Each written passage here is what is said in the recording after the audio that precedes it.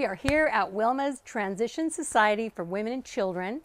If you've been following me, you will know that about a year and a half ago, I redid all 5 of the suites. But today, we're gonna just do a little glow up to the patio. So we need to move the furniture around, bring in some color, bring in some joy, some colorful mats and pillows. Let's get started.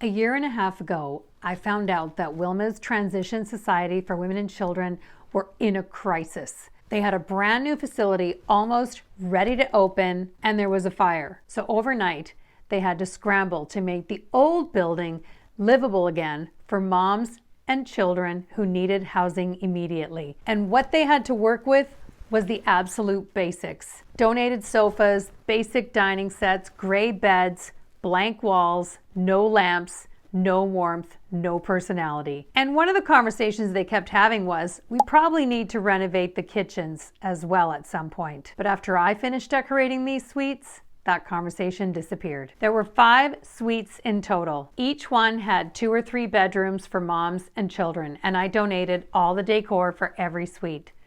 What's fascinating is that nothing structurally changed. We didn't renovate the kitchens, we didn't rip out cabinets, we didn't replace countertops.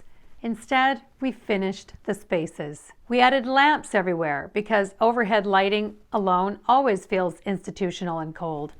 We added art, styled the kitchens, connected the breakfast area to the living spaces, adding softness, color, warmth, and personality.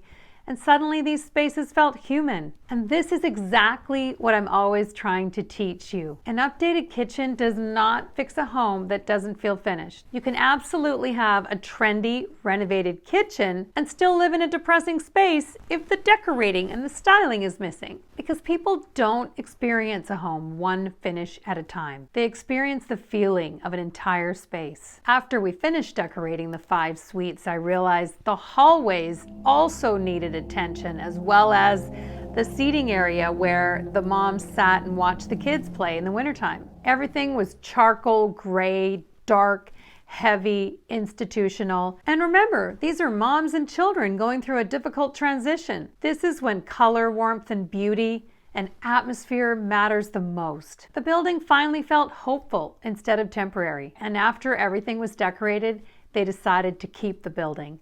And the best part was, once these suites were actually decorated, the tenants took better care of the spaces, because when everything has a place and when everything is styled and beautiful, it's way more motivating to keep everything looking good. So while renovation changes the shell, decorating changes how you feel living there. But there was still one part of this property that wasn't finished, and that was the outdoor patio. And these patios sit directly across where kids play. So moms are constantly out here, but no one really wanted to sit there because the spaces felt forgotten. It needed some warmth, softness, and personality, and that's where I come in. This entire project reminds us once again that there's nothing frivolous about decorating, especially in spaces where people are rebuilding their lives. And if you've been staring at your own home thinking that it needs a massive renovation before you can love living in it,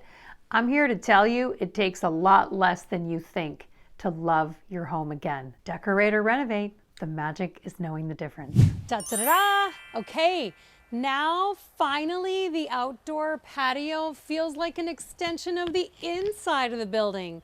Moms can come, watch their kids play, they can have coffee, they can relax, they can read and breathe.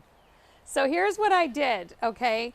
So many times when people see a space that's really drab, they think that the answer is to bring in as many, just throw in as much color as possible.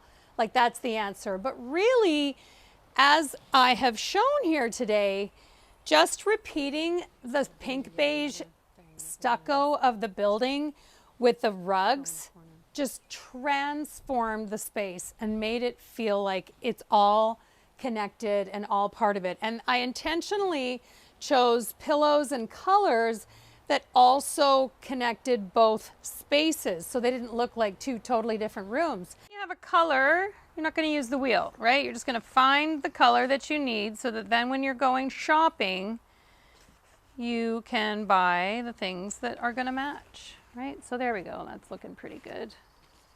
And here's how you would look for a color. You always pull out, you know, all the ones that might work. Then you can compare, right? So I think those were the closest ones. And then after you have found them, then you just lay them all out to decide which ones are the best. I would do that one. All right, so that's the one.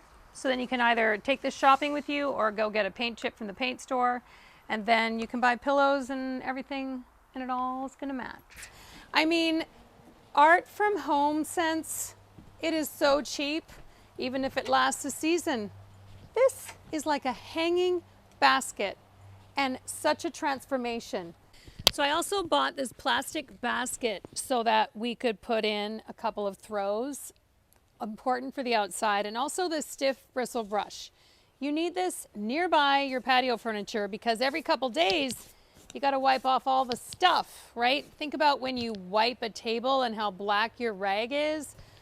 That's why you need one of these brushes, and this way it's easier than pulling out a blower, right? You just give your little, give your patio chairs a little wipe of all the leaves and debris and have it nearby.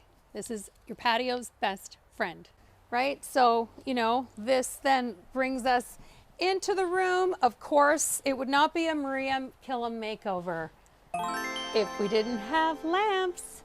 So we have those, a cute little outdoor floral, a little tray for books and magazines, and we've got colors that work so great.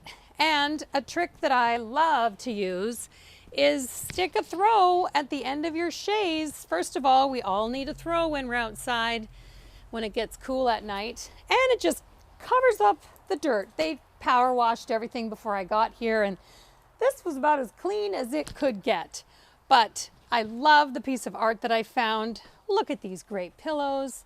The other thing that I loved about the pillows that I chose was because they had this fringe, it also visually relates to the stucco. So bringing in blue and turquoise, all of it relates to the art. It's just so inviting. Who would not want to sit here and just enjoy? And then actually, if you get really granular about it, see that green that's in here? Well, if we keep looking over here, oh, it actually is repeated here visually too. So we've got flow going outside. Now what we actually do need, Wilmas needs donations all the time. They need a kid's playset donated so that the kids can have something more inspiring to play on. So if you, so I'll post the links below so you can donate.